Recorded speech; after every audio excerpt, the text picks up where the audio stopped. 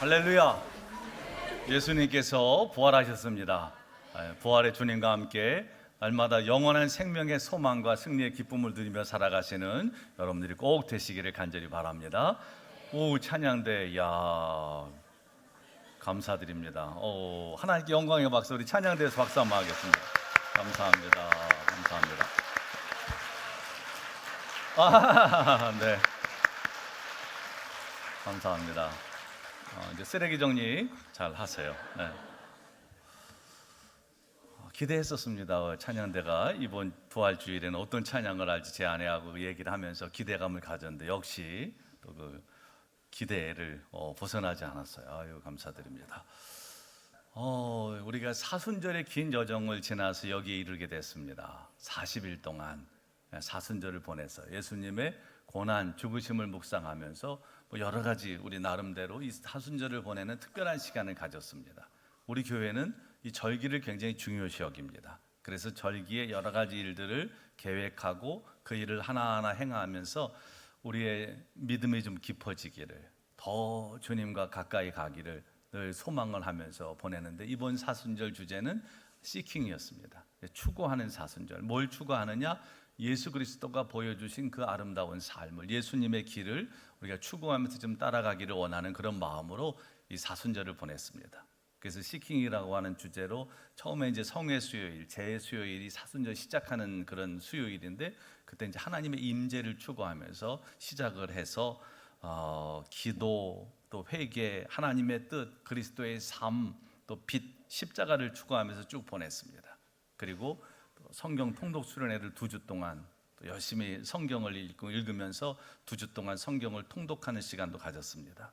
그리고 고난주간 특별 새벽기도회도 했고, 또 비아 돌로로사 그 순례의 길을 또 하면서 예수님께서 그 고통의 길, 고난의 길, 십자가를 지고 가신 그 길을 묵상하면서 기도하는 시간을 가졌습니다. 그리고 또 고난주간에 특별 새벽기도도 했고, 또 성금요일에는 새벽부터 테네브레 예배를 시작으로 해서 낮에는 이제 일일 수련, 십자가라고 하는 주제로 일일 수련을 하고, 그 다음에 저녁에는 또 성금요일 성찬 예배를 드렸습니다.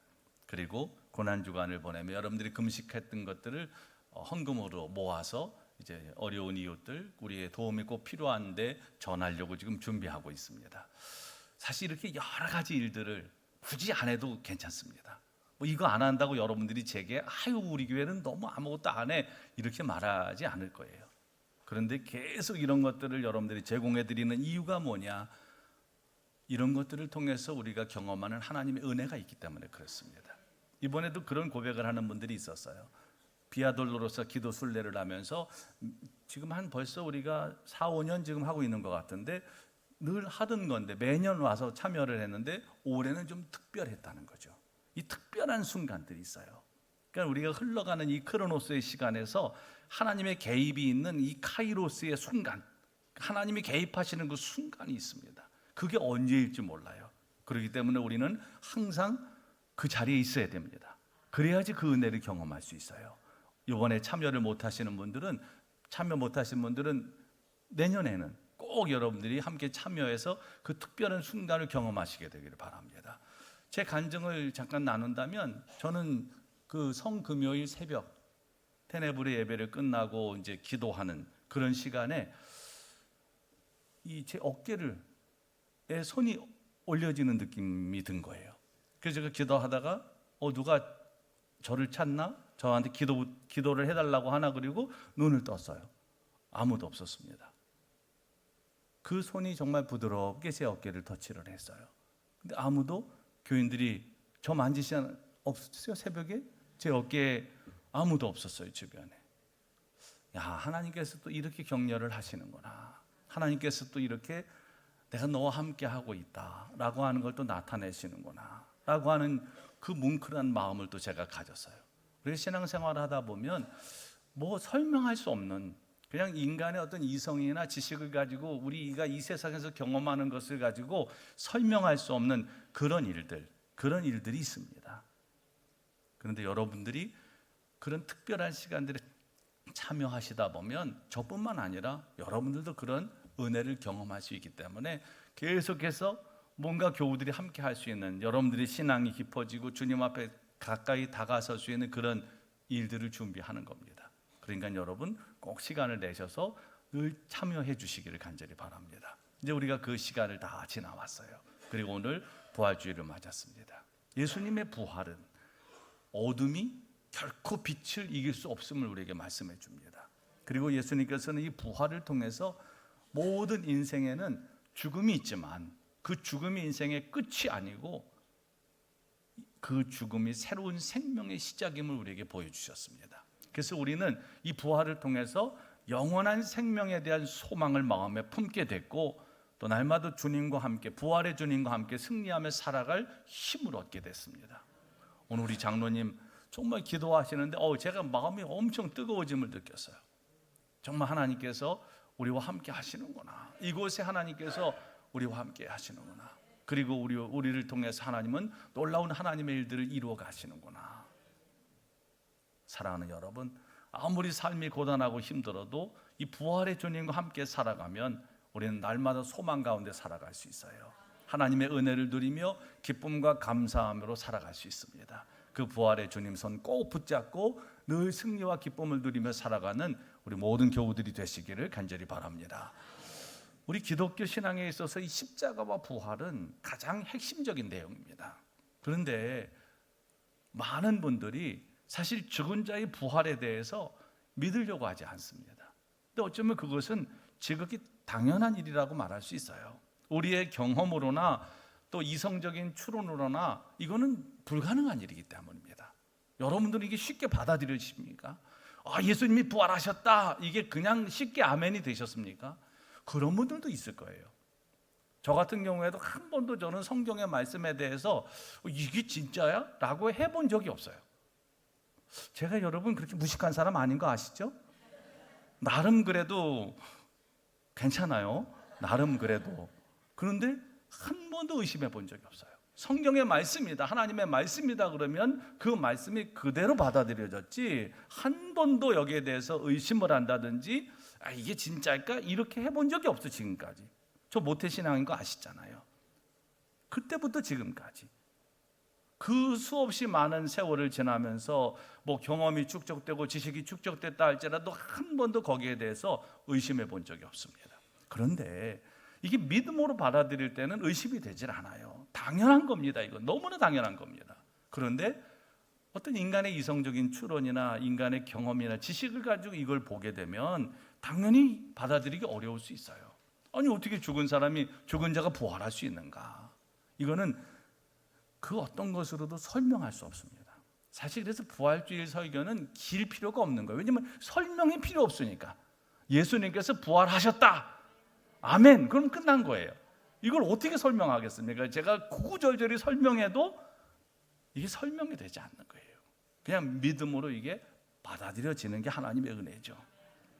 그런데 이 예수님의 십자가와 이 죽음과 부활을 믿지 못하는 사람들에게는 이게 정말 황당한 얘기지만, 이걸 믿는 사람들에게는 이건 가장 감격스러운 사건일 수밖에 없어요. 예수님의 부활을 믿는 사람들을 그리스도인이다 라고 얘기를 하는데, 그 그리스도인들은 누구냐? 예수 그리스도의 부활을 믿고 그 예수님과 함께 모든 삶의 가치체계가 재편된 사람들, 그 사람들이 바로 그리스도인이다라고 말할 수 있습니다. 우리가 이런 변화를 경험하기를 위해서는 반드시 필요한 게 뭐냐? 부활의 주님을 만나는 것이고 그 부활의 주님과 늘 동행하는 겁니다. 그러면 이 부활의 주님과 함께 사는 삶은 우리가 이 세상을 떠나 죽은 다음에 저 영원한 하나님 나라에 가는, 그리고 다시 예수님께서 재림하실 때 부활의 몸을 입는 이 정도가 아니고, 지금 여기에서 우리가 살고 있는 21세기 지금 2025년 오늘 4월 20일 지금 이곳에서 그 은혜를 힘입어서 살게 된다는 겁니다. 그러려면 이 예수님의 부활을 아는 것으로 끝나면 안 되고 이거를 믿어야 되고 그 부활의 주님과 동행해야 됩니다. 부활하신 주님께서는 죽음에 대한 멸망을 선언하시면서 사망 권세를 이기시고 그 부활의 능력을 모든 믿는 사람들에게 다 주시마 약속하셨습니다. 부활 신앙이 있으면 우리의 삶의 문제들은 굉장히 작게 보이고, 그리고 하나님의 은혜가 크게 보입니다. 그래서 우리 현실에 여러 가지 이 문제들을 넉넉히 이길 수 있는 힘이 주어집니다. 사실 우리가 자꾸 문제에 걸려 넘어지는 이유가 뭡니까? 그 문제가 너무 크게 보이기 때문에 그래요. 그러니까 자꾸 문제에 압도당하는 거죠.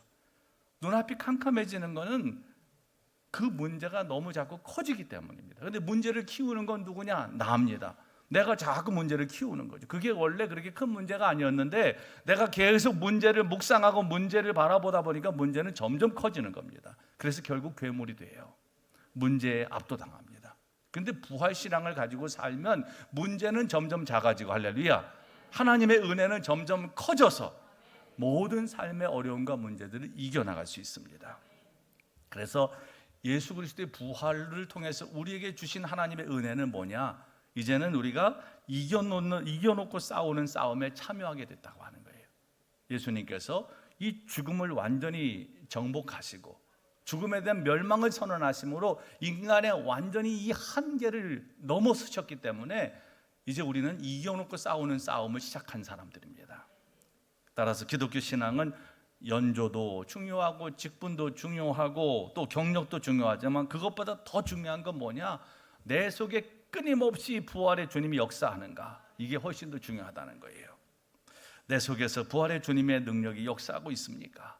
그렇다면 세상을 살면서 겪게 되는 수없이 많은 일들, 뭐 하루라도 이게 이런 게 없는 날이 없지 않습니까? 누구나 다 삶의 문제 앞에 놓여 있어요.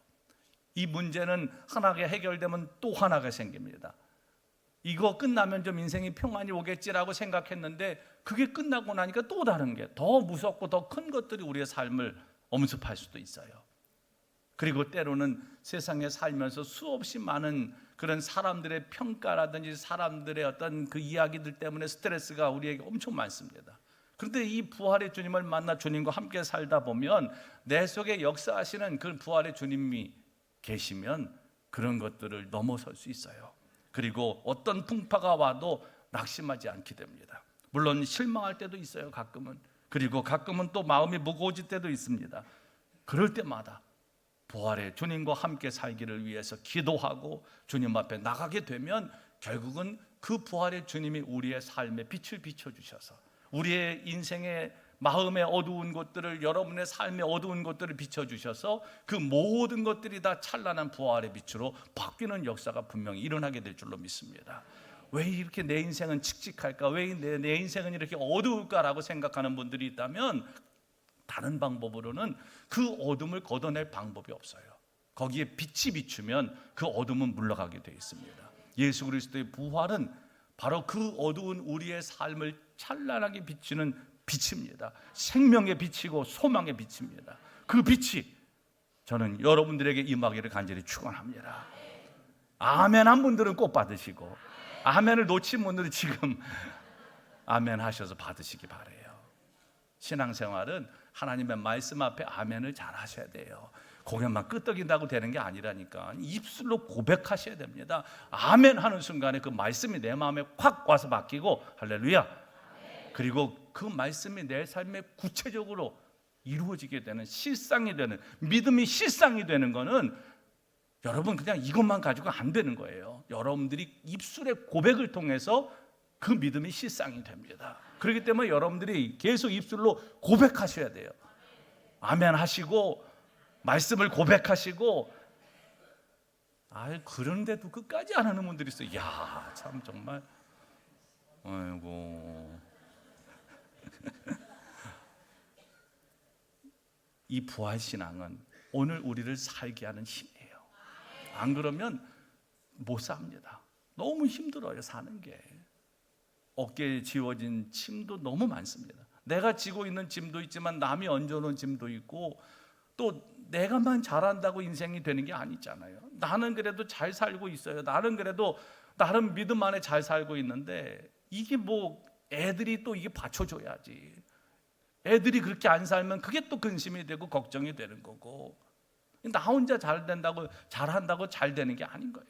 그러니까 우리는 나만 살면 되는 게 아니고 다 살려야 되니까 이게 힘든 겁니다. 그런데 부활의 주님과 함께 살면 낙심하지 않고 그 일을 이루게 된다는 거예요.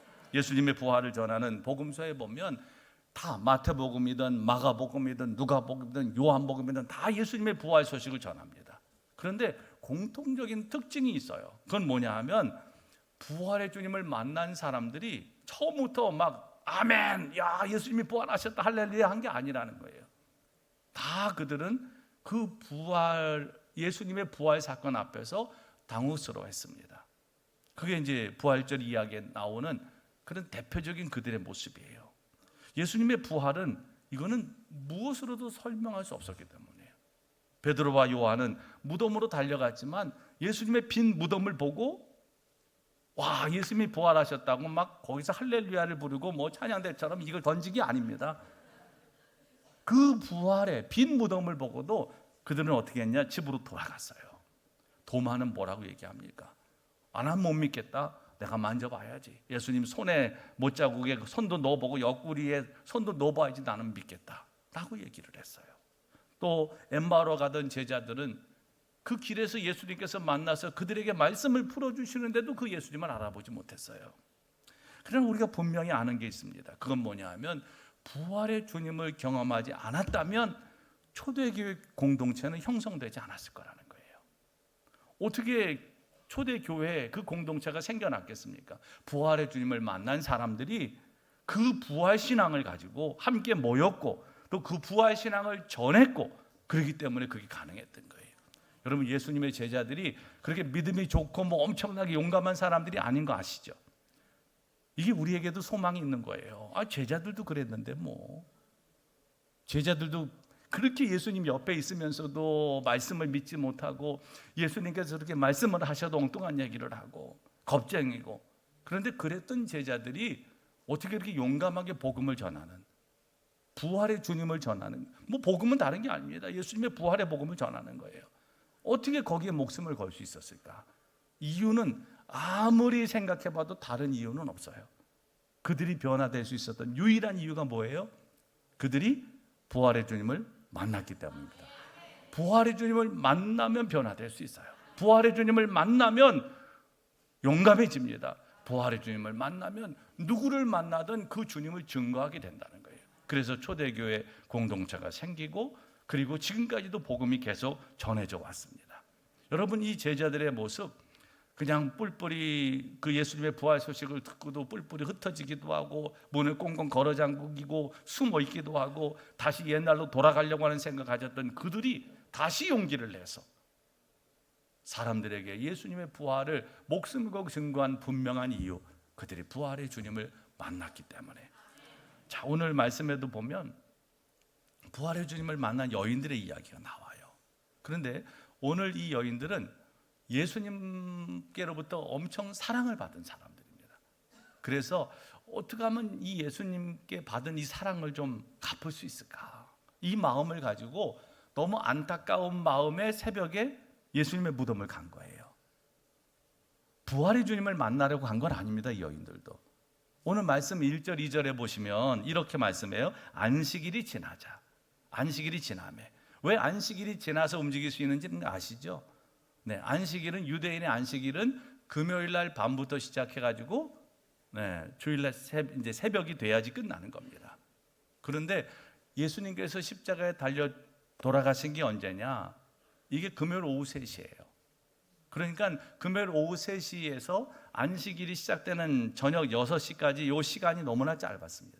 그러다 보니까 예수님을 장례할 만한 유대인의 장례 풍습대로 장례할 만한 시간이 없었어요. 그러다 보니까 급히 그때 막 이제 앞장서 나선 사람들이 그야말로 007 크리스천들 그동안은 자기가 크리스천인 것을 좀 숨기고 살았던 사람들 뭐 니고데모라든지 또 아리마대 요셉이라든지 왜냐하면 이들은 자기들이 지위가 있으니까 공의회 의원이고 하다 보니까 예수님의 제자인 걸 숨기고 있었는데 예수님이 돌아가시자 이들이 나선 겁니다. 아마 제자들이 얘기하거나 뭐 다른 사람이 얘기해가지고 예수님의 시신을 그 십자가에서 내릴 수가 없었을 거예요.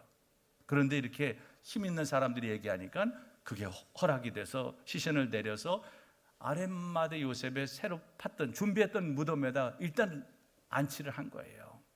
왜냐하면 안식일 전에 다 해야 되니까. 그러니까 시간이 촉박했어요. 뭘 못했겠습니까? 예수님의 몸에 향품을 바르고 제대로 된 장례를 못한 겁니다. 그러니까 이 여인들이 그게 마음에 걸려가지고 안식일 내내 그 생각을 하고 있었을 겁니다. 그러니까 새벽 미명에 그 무덤을 향해서 간 거죠. 오늘 말씀에도 보면 누가 갔냐? 막달라 마리아와 야고보의 어머니 마리아와 또 살로메가 가서 예수께 바르게 향품을 사다 두었다가 안식 후 첫날 매우 일찍이 해도 들 때 그 무덤으로 갔다, 이렇게 얘기합니다. 그러니까 이 여인들도 예수님의 부활을 목도하기를 위해서 간 게 아닌 거예요. 그냥 향품을 바르러 간 겁니다. 그런데 가면서 그들이 걱정을 하죠. 뭔 걱정을 합니까? 3절에 보면 누가 우리를 위하여 무덤분에서 돌을 굴려줄 건가? 유대인의 무덤은 우리하고 달라요. 이 돌을 파서 무덤을 씁니다. 그러면 그 문은 뭐로 막느냐? 둥근 돌로 막는 거예요. 지난번 우리 성지순례 가셨던 분들은 그 지하 도시를 보면서 거기 무덤들을 본 경험이 있는데, 요 찬양대 그 위에 그림에 보면 그 그림이 있죠. 그죠? 무덤 문이 열린. 근데 그 돌이 약간 경사져서 위에서부터 이렇게 돌을 내서 문을 막으면 다시글 올리는 거는 이건 거의 불가능하고 어려운 일입니다. 그런데 여인들이 그걸 할 수는 없는 거예요. 그러니까 가면서 그걸 걱정을 했어요. 그런데 가보니까 어떻게 됐어요? 4절에 보면 벌써 돌이 굴려져 있었어요. 그리고 무덤에 들어가서 보니까 흰 옷을 입은 한 청년이 거기에 앉아 있습니다. 그리고 그 청년은 다른 사람이 아니죠. 하나님 천사죠. 그래서 그 천사가 여인들에게 이 얘기를 합니다. 자, 6절 말씀을 보면 뭐라고 얘기하냐면 같이 읽어보겠습니다. 시작. 청년이 이르되 놀라지 말라. 너희가 십자가에 못 박히신 나사렛 예수를 찾는구나. 그가 살아나셨고 여기 계시지 아니하니라. 보라, 그를 두었던 곳이니라. 아멘. 그리고 거기를 보니까 예수님이 안 계신 거죠. 빈 무덤인 거예요. 그리고 7절 말씀에 보면 사명을 줍니다. 가서 그의 제자들과 베드로에게 이르기를 예수께서 너희보다 먼저 갈릴리로 가시나니 전에 너희에게 말씀한 대로 너희가 거기서 배우리라 하라 라고 얘기를 합니다. 이미 예수님께서는 제자들에게 말씀하셨어요. 내가 십자가에 달려서 죽게 될 거고 3일 만에 부활할 거다. 그리고 갈릴리에서 만나자. 그런데 제자들은 그렇게 예수님이 말씀하셨음에도 불구하고 그 말씀을 사실 믿었으면 마음에 새겼을 텐데 그 말씀이 그렇게 믿어지지도 않았고 그렇게 되는 게 원치도 않았을 그거를. 아니 예수님이 왜 죽어야 돼? 우리와 같이 로마를 압제해서 우리를 해방시켜 주시고 왕이 되셔서 우리를 다스리시고 우리는 그 옆에서 뭔가 역할을 해야지. 제자들의 꿈은 바로 그거였어요. 그렇기 때문에 그들은 그 이야기를 그냥 건성으로 들은 거죠. 마음에 새기지 않은 겁니다. 그런데 여인들에게 가서 그걸 전하라고 얘기를 하고 있어요. 얼마나 이게 놀라운 사건이었겠습니까? 그러니까 이 여인들의 반응이 어땠는지 아세요? 자, 오늘 8절 말씀 한번 같이 읽어보겠습니다. 여인들이 어떤 반응하는지. 여자들이 몹시 놀라 떨며 나와 무덤에서 도망하고 무서워하여 아무에게 아무 말도 하지 못하더라. 아멘. 이 여인들이 얼마나 놀랐는지 오늘 말씀해 보면 놀라서 떨면서 나와서 무덤에서 도망하고 무서워서 아무에게 아무 말도 하지 못했다. 오늘 마가는 그렇게 증언합니다. 아무에게 아무 말도 못했다. 누가복음이나 또 마태복음의 이 동일한 장면을 우리에게 증거해주는 누가나 마태는 그래도 이 여인들이 달려가서 부활의 소식을 전했다고 얘기합니다. 그런데 그 말씀에도 보면 이 여인들이 놀랐던 거는 동일합니다. 무서움과 큰 기쁨이라고 마태복음은 얘기합니다. 공존할 수 없는 그런 감정이 그들에게 있었던 거죠. 부활의 이 현장을 목도하고 난 다음에 그들이 느꼈을 두려움, 무서움. 그렇지만 또 예수님이 부활하셨구나 라고 하는 것에 대한 기쁨, 이런 것들이 공존하는 마음이 그때 있었던 거예요. 근데 오늘 말씀은 이 마가는 이 여인들이 아무 말도 하지 않았다라고 얘기를 합니다. 여러분, 그만큼 이 예수님의 부활은 그들에게도 믿을 수 없는 사건이었던 거예요. 왜? 인간은 죽음을 넘어설 수 없는 존재이기 때문에 그렇습니다. 여러분, 우리 인생에 가장 근본적이고 궁극적인 문제가 있다면 그거는 다른 게 아니고 죽음입니다. 아무도 죽음을 피해갈 수 없습니다. 그래서 신약성경 로마서에 보면 이 죽음이 인류의 왕노릇하고 있다. 다른 말로 말하면 죽음이 우리를 지배하고 있다라고 말합니다.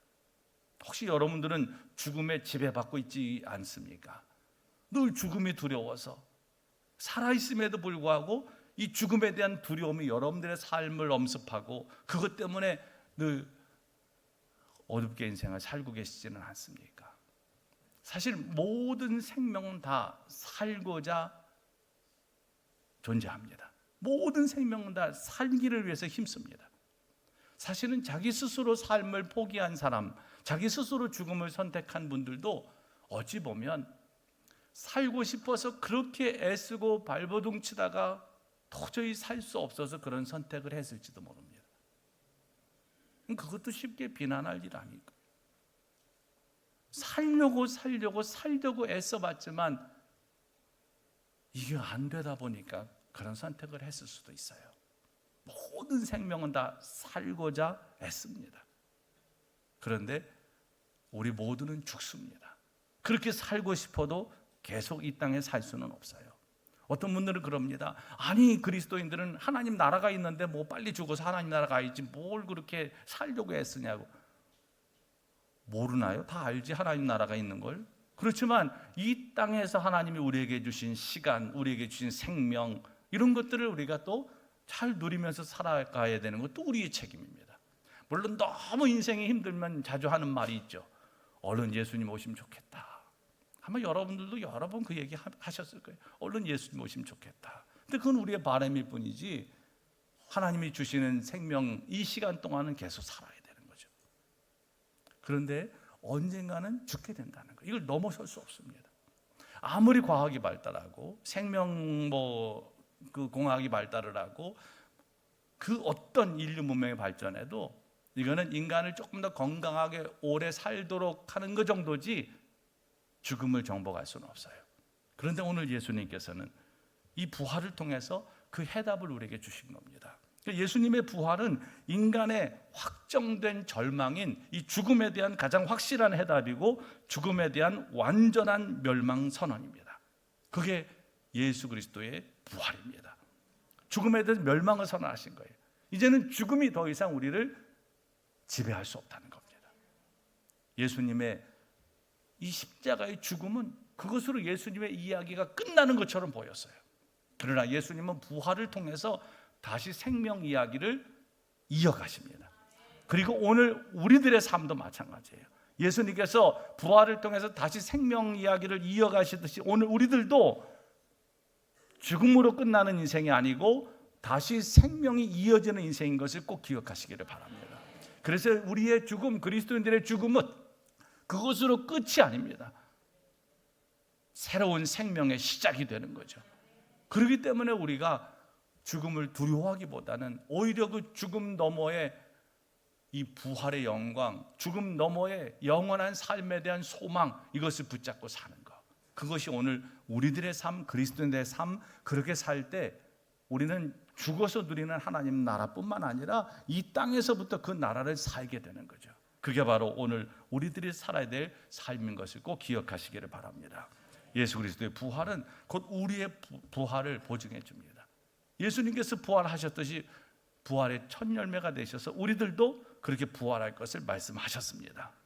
예수 그리스도를 죽은 자 가운데 살리신 하나님의 능력이 여러분과 함께함을 믿는다면, 그리고 부활의 주님이 함께 계심을 믿는다면 여러분들이 세상 속에서 겪게 되는 여러 가지 고통들, 또 환난들, 어려운 문제들, 이것 때문에 너무 힘들거나 좌절하거나 절망하지 마십시오. 경제적인 어려움이 있어도, 건강상의 문제가 있어도, 관계의 어려움이 있어도, 또 그것보다도 더 힘든 어떤 삶의 문제들이 생겨도 그것 때문에 낙심하거나 절망하지 마십시오. 부활의 주님께서 여러분과 함께하고 여러분들의 모든 삶의 길을 생명으로 인도하실 것을 믿기 때문입니다.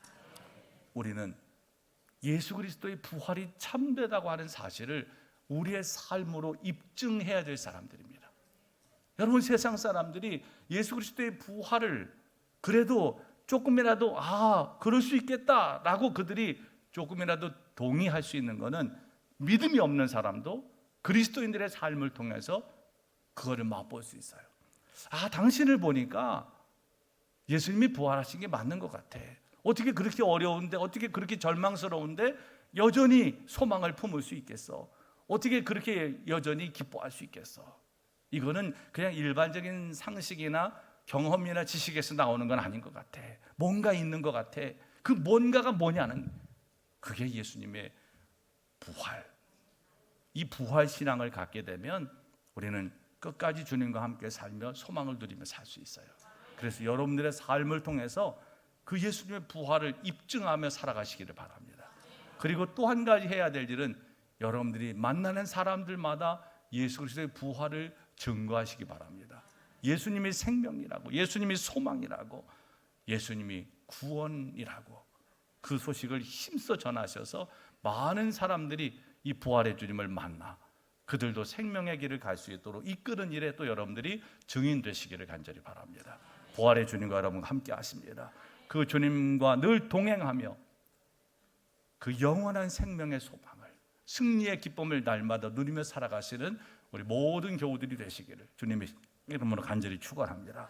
기도하겠습니다. 이 시간 기도하실 때 하나님, 이 부활, 예수 그리스도의 부활을 통해서 우리에게 영원한 생명의 소망을 주시고 승리의 기쁨을 주신 것을 감사드립니다. 우리의 삶에는 여전히 끊임없이 여러 가지 힘들고 어려운 문제들이 있습니다. 그러나 그런 문제에 압도당하지 않게 하시고 또 그런 거에 걸려 넘어지지 않게 하시고 부활의 주님과 함께 살며 늘 소망과 기쁨을 누리며 살아가는 우리들 되게 하여 주시옵소서. 우리가 힘써 또 이 부활의 소식을 전하는 증인들 되게 하여 주옵소서. 우리 간절한 마음으로 기도하겠습니다. 거룩하신 하나님 감사합니다.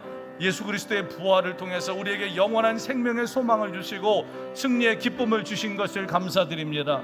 우리가 부활의 주님과 함께 살아갈 때 우리의 삶을 압도하는 여러 가지 문제들, 우리의 삶을 짓누르는 여러 가지 환난과 고통들, 그런 모든 것들 속에서도 하나님이 주시는 은혜를 누리고 하나님이 주시는 승리의 기쁨을 누리며 살아가게 될 줄로 믿습니다. 우리가 부활의 주님과 늘 동행하는 삶을 살도록 주여 우리와 함께하여 주시고 우리를 인도하여 주시기를 간절히 원합니다. 우리 마음에 하나님 부활의 빛을 비춰 주시옵소서. 우리 가정의 부활의 빛을 비춰 주시옵소서. 우리 교회의 부활의 빛을 비춰 주시옵소서. 우리 나라의 부활의 빛을 비춰 주시옵소서. 이 온 세계의 부활의 빛을 비춰 주시옵소서. 그래서 모든 어둠이 물러가고 예수 그리스도의 부활을 통한 생명의 역사가, 예수 그리스도를 통한 영원한 소망이 우리 모두의 삶에 임하게 하여 주시고 또 날마다 이것을 증거하며 살아가는 우리들, 또 이것을 예수님의 부활을 우리의 삶을 통하여 입증하며 살아가는 우리들이 되도록 하나님 역사하여 주시옵소서. 예수님의 이름으로 간절히 기도합니다. 아멘.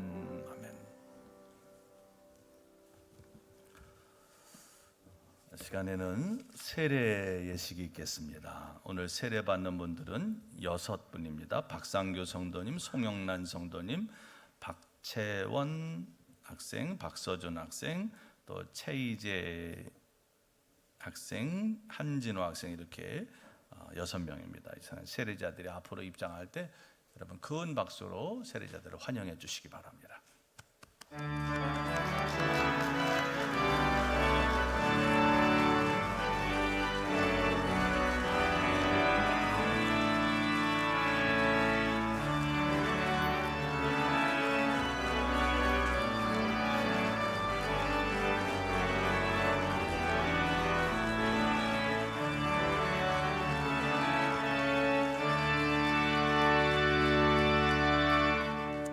사랑하는 성도 여러분, 예수 그리스도의 명령에 따라 세례를 행하고자 합니다. 우리는 세례를 통하여 하나님의 구원 역사에 동참하며 물과 성령으로 거듭나서 그리스도의 몸된 교회의 지체가 됩니다. 이는 우리에게 주신 하나님의 크신 은혜입니다. 이제 하나님의 은혜와 평강이 오늘 세례받는 이 자리에 모인 모든 성도들에게 또 거룩한 하나님의 교회에 임하기를 위하여 함께 기도하겠습니다.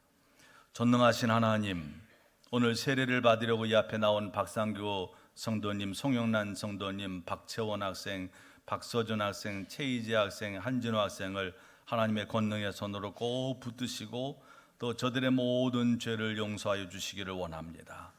옛사람을 벗어버리고 새사람으로 변화되게 하시며 성령의 권능으로 악의 세력을 이기게 하여 주시옵소서. 이 시간 세례를 통하여 베풀어 주시는 영원한 복을 즐거워하며 주님께서 약속하신 영생에 이를 수 있도록 은혜를 더하여 주시옵소서. 예수님의 이름으로 간절히 기도합니다. 아멘.